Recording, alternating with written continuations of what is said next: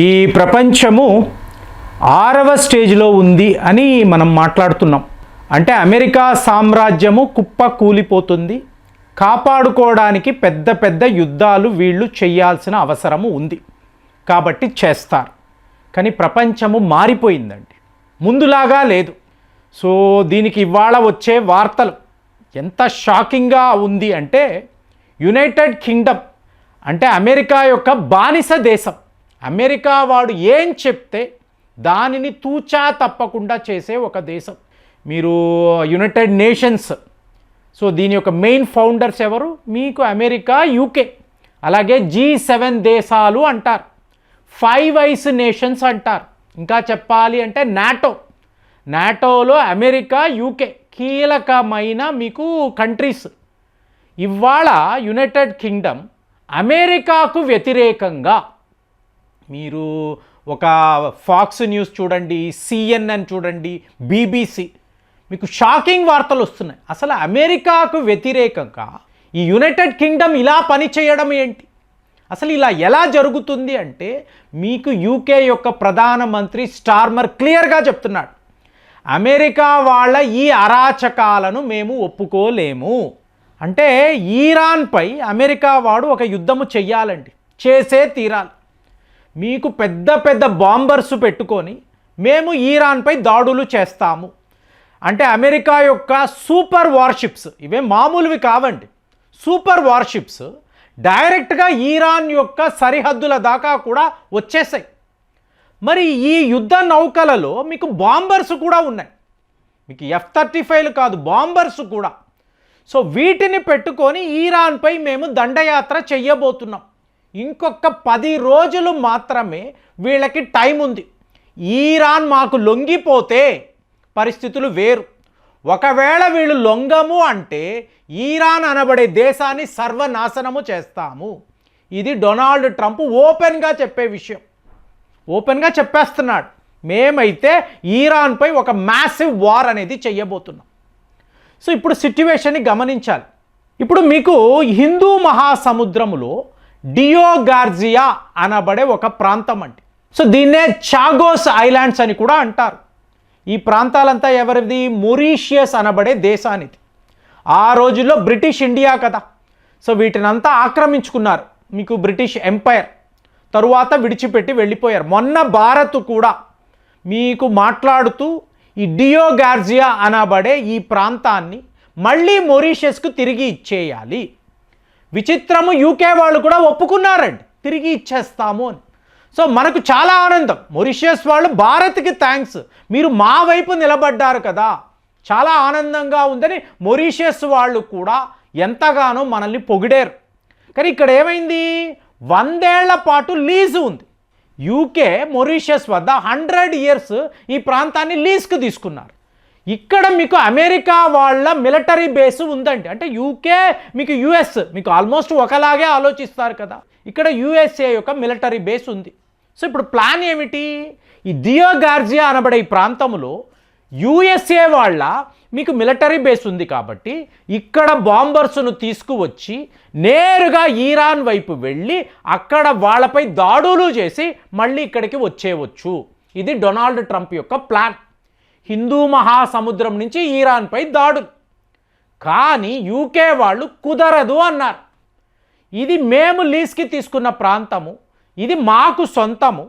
So ఇక్కడ America వాళ్ళ బాంబర్స్కి మేము ఎక్కడా కూడా డిప్లాయ్మెంట్ ఇవ్వము, మీరు రావడానికి వీల్లేదు. దీంతో డొనాల్డ్ ట్రంప్ మీకు ఎంత ఆవేశం అంటే డైరెక్ట్గా యూకేని టార్గెట్ చేస్తున్నాడు.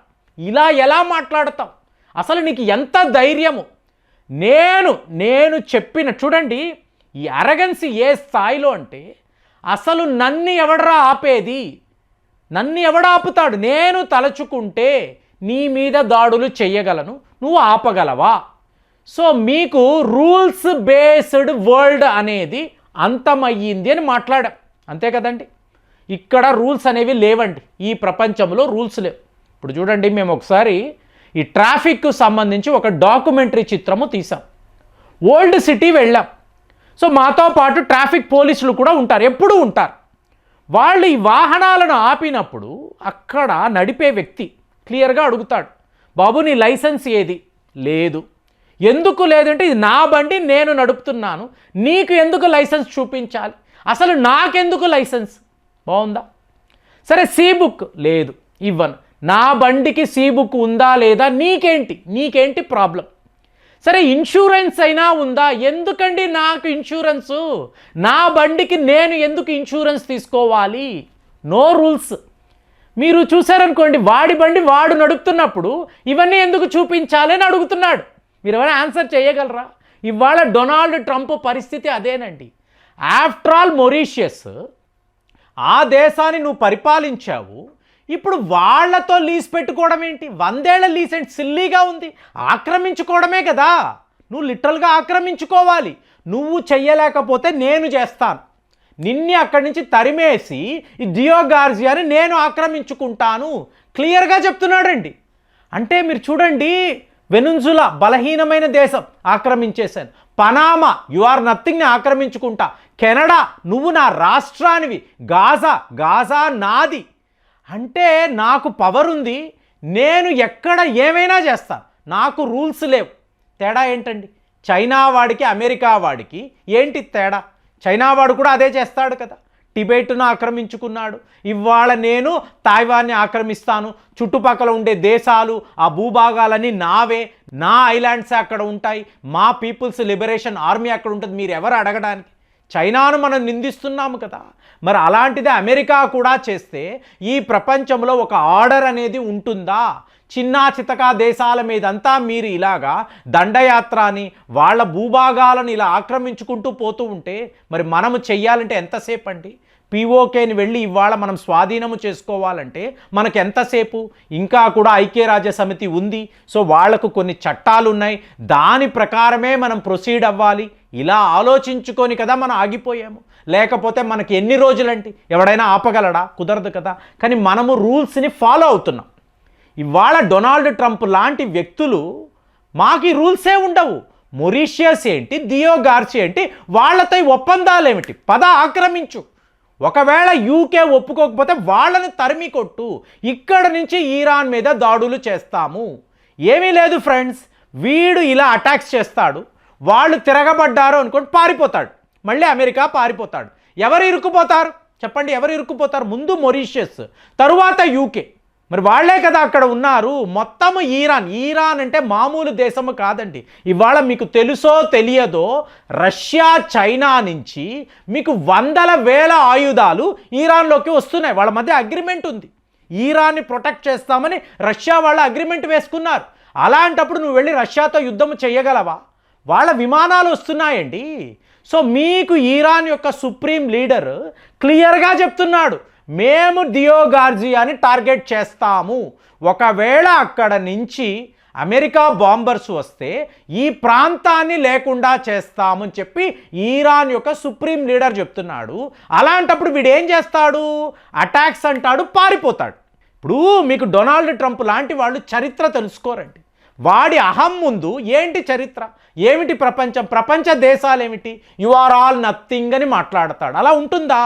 ఉండదు కదా. నీ సొంత సుప్రీంకోర్టే ఏం చెప్తుంది? నువ్వు ఇల్లీగల్గా ఈ పనులు చేసావు, నీ మీద మేము యాక్షన్ తీసుకోవాలి. ఏం చేయగలడండి? కానీ వీళ్ళు తెలుసుకోనిది ఏమిటి? ఇప్పుడు వియత్నాం అండి, ఒక చిన్న దేశము, వీళ్ళు గెలవగలిగారా? 1968లో ఇంపాసిబుల్ అనుకొని వెనక్కి వచ్చేసారు కదా. అలాగే ఆఫ్ఘనిస్తాన్ 20 ఏళ్ల పాటు అక్కడే ఉన్నారు, గెలవగలిగారా? లేదు కదా. నథింగ్ అండి. ట్రంప్ పూర్తిగా తప్పుగా ఆలోచిస్తున్నాడు, యూకే మాత్రం సరైన నిర్ణయం తీసుకుంది. మరి ఇలాంటి వ్యవహారాలు విన్నప్పుడు, ఇలాంటి యుద్ధాల గురించి మాట్లాడినప్పుడు మీ అభిప్రాయాలు ఎలా ఉంటాయో కామెంట్స్లో తెలియజేయండి. మళ్ళీ వచ్చే వీడియోలో కలుద్దాం. జై హింద్.